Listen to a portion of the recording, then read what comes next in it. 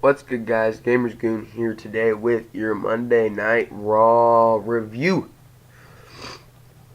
So last night was a crazy Monday Night Raw, guys. It really was. Show started off. Dean Ambrose came down the ring, and he told Seth Rollins to stop playing games. Seth Rollins came on out, and I thought this was the moment right there. I thought Seth Rollins would extend the hand, Dean Ambrose would extend the hand, and they do the signature Shield fist bump. It didn't turn out that way. Seth would turn his back on Dean. And then the two got into a little shoving match, which eventually got taken to the outside of the ring, where Sheamus and Cesaro would come out to try to pick the bones of Seth and Dean, shoving Dean Ambrose into the crowd, and then trying to take Rollins into the ring and finish him. Dean Ambrose came in for the save on Rollins, but then they went to single out Dean instead. Rollins ended up hitting a crossbody, and then that sent Sheamus and Cesaro reeling. And you know what happened next? Dean Ambrose, Seth Rollins, they had a little stare down. They looked into the crowd. The crowd was into it. Dean Ambrose, Seth Rollins, both of them look at each other. They extend the fist. They're back together. Dean Ambrose finally forgave Seth Rollins. And just as we thought it was all done, here comes out Kurt Angle. You suck. You suck. Kurt Angle comes on out. Kurt Angle's like, Sheamus, Cesaro, at SummerSlam, you will be fighting Seth Rollins and Dean Ambrose for the WWE Raw Tag Team Championships, which I'll put in my predictions later. But when it happened, I was all smiles. It finally happened. Something we've all been waiting for. It finally happened, man. It finally happened. Next, we had Nia Jax versus Sasha Banks. I thought this might be a little doozy one. I knew Sasha Banks should win, but I was thinking maybe they're just going to give it to Nia. I'll give this to you in my prediction video, but Banks, Bliss, I think this might have been all part of the plan here with Bayley. Not sure. But anyways, they had a little throne, if you will, watching over the match. Alexa Bliss would sit there. It was a really good match here. I'm just going to point this out. The commentating was not great tonight. On the commentator, I forget which one said it, but they said the winner of this match goes on to face Alexa Bliss. So that wasn't the first, or that was the first time they messed up tonight that I caught, but they messed up again later on in the night too. Nia Jax started the match off with some heavy hitting moves. She had this epic moment where she swings Sasha Banks into the barricade. Luckily though, Banks wasn't hurt. But anyways, in the later stages of the match, Sasha Banks will lure Nia Jax into a bank statement. Nia Jax would power out of it, but Sasha Banks would turn it into a DDT instead and would lock back in the bank statement, causing none other than a tap out from Nia Jax, and we're going to see Bliss and Banks at SummerSlam. After the match, then, we had Kurt Angle. He looked happy. He's like, Bliss, Banks, it's going to be great. And then he said, I have to talk to you about your SummerSlam plans. In come the Hardys. They're starting to talk, but then the Miz would interrupt, talking about how Jason Jordan has been a thorn in his side over the past couple weeks. And then Angle's like, you know what, you're going to have, Curtis Axel didn't have a match last week, so he'll have his match against my son this week. Miz is like, I think different. I think I'm going to be the one against him this week. Anyways, I lost my spot. Then, towards the end of that segment, there was a ref that came in. Pardon me, I don't know which ref it was. Saying that there's a problem with Finn Balor and Bray Wyatt.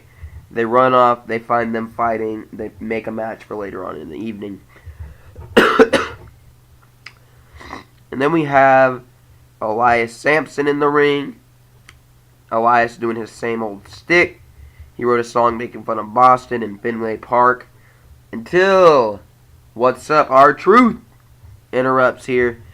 And when he steps in the ring, Elias Sampson wastes no time and hits him with the drift away. So R-Truth, get out of here, man. Get out of here. Then we have Big Cass, Enzo, and Big Show segment. Probably one of the worst segments on Raw this week. With the Shark Cage, Cass cuts a good promo. I'm not going to take it away from him. It was a pretty heel-heavy promo. He poked fun at the crowd, saying it doesn't matter what they say, it only matters what he says. But the thing that got to me is while Cass is cutting the promo, it's so easy to gasp that he has no charisma. I don't want to get behind him. That's the problem with Cass. But anyways, Big Show and Enzo would come out. Also, Cass would reference his Enzo's backstage heat.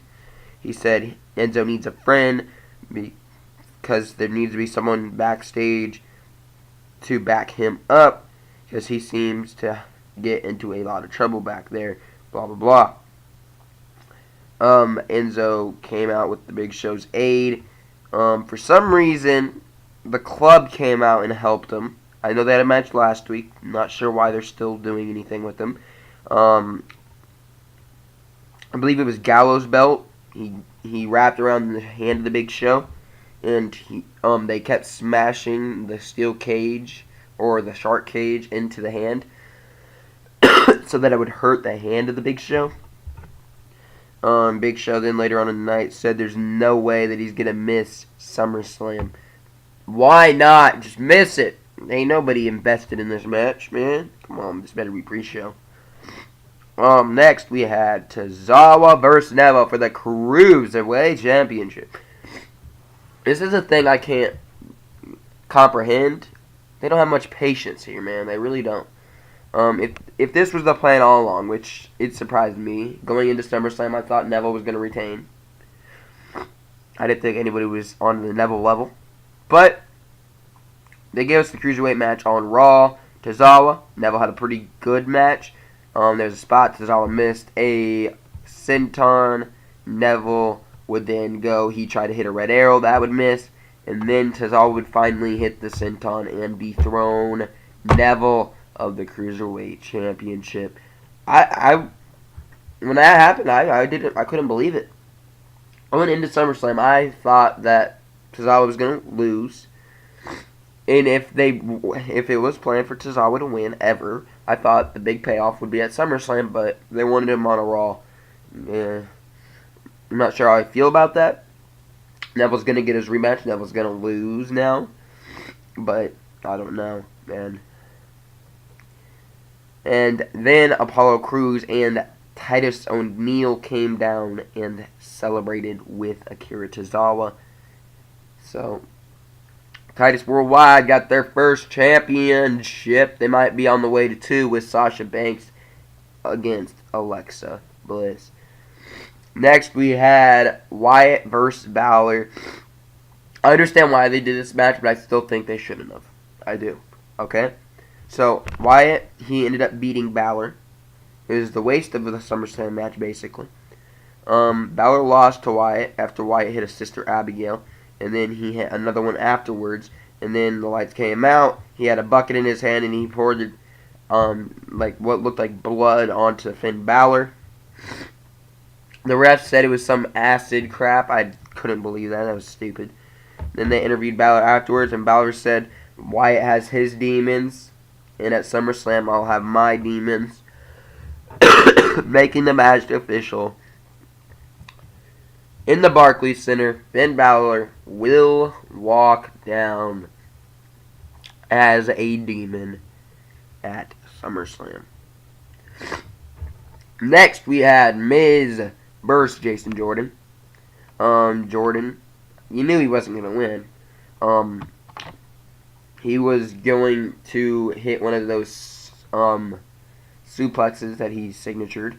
But the Miztourage interfered. Out comes the Hardys for the save. Still don't know why they're helping them. And that turns out to be a three-way match, and the faces come out on top. What's there to say? So apparently they're going against the Miztourage now. Next, we had the Fatal 4-Way competitors in the ring at the same time, at the same place. Yes, Heyman comes out, and he got some pretty good promo.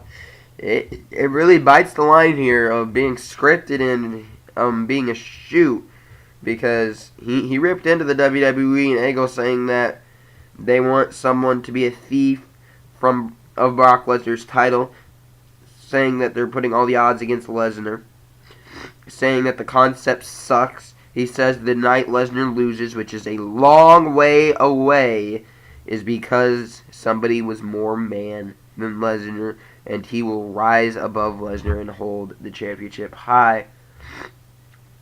And we all will know that he is the guy because he beat the guy. And it won't be that Samoan Joe. It won't be the monster Strowman, nor the man who retired the Undertaker, Roman Reigns. And he says his rent on the yard for Roman Reigns is due Sunday. Heyman says he doesn't predict, he only gives us spoilers. There's either two ways he sees it. It's either they rip the title away from the Beast and they leave and lock him in a cage, hint, hint, which signaling going to UFC, or Lesnar wins the match. Joe then comes out and makes his case, saying that he's the man that came inches away from slaying the Beast, that he's the man that's not afraid of Brock Lesnar. And he says he will put Lesnar asleep in the middle of the ring. He's not going to pin or tap out anybody else besides him. Braun came out saying he is always the last man standing, and he says, just ask Roman. Joe says, you think you were the last man standing? Roman was beating you around the arena until I arrived and put him to sleep. Roman then came out, speared Joe, then Braun and takes out Roman. And then we had a huge face-off. Lesnar, Strowman looking at each other. Right before they're about to engage in battle, the security jumps in and holds it back. And they break three, and then they hit each other. And then the security gets them back.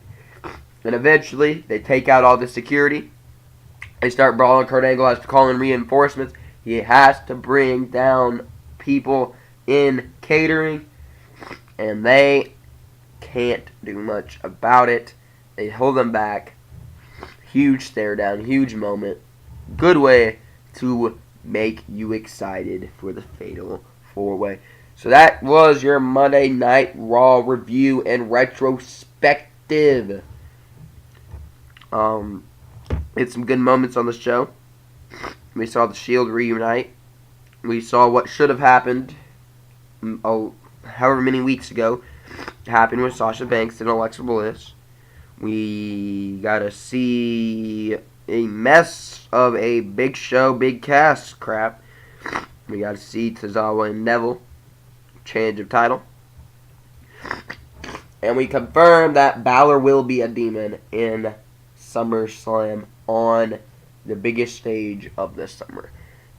Thank you guys for watching. Make sure you hit that red sub, but make sure you leave a comment. Make sure to click the thumbs up.